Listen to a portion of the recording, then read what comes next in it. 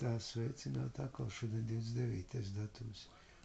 Vakar es jums parādīju to sarkano putekli.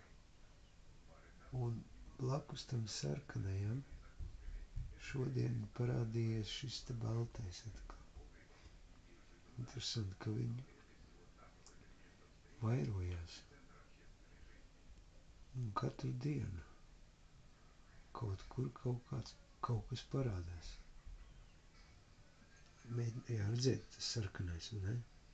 To es filmēju vakar. To es jums parādīju vakar. Tas bija viens. Jūs redzējāt, ka tas bija viens. Bet tagad blakus viņam ir parādījies šis. Vakar jūs redzējāt, ka viņi tur nebija. Tagad viņš tur ir. Interesanti, ne? Tas ir tas, kā mēs kādreiz nezinājām.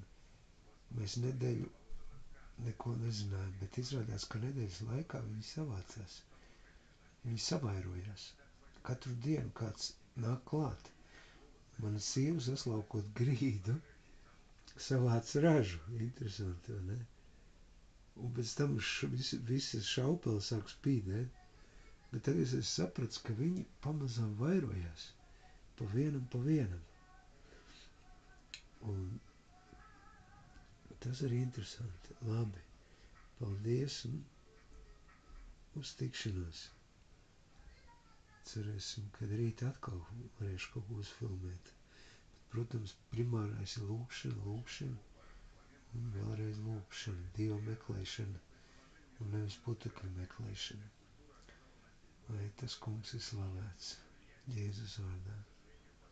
Amen.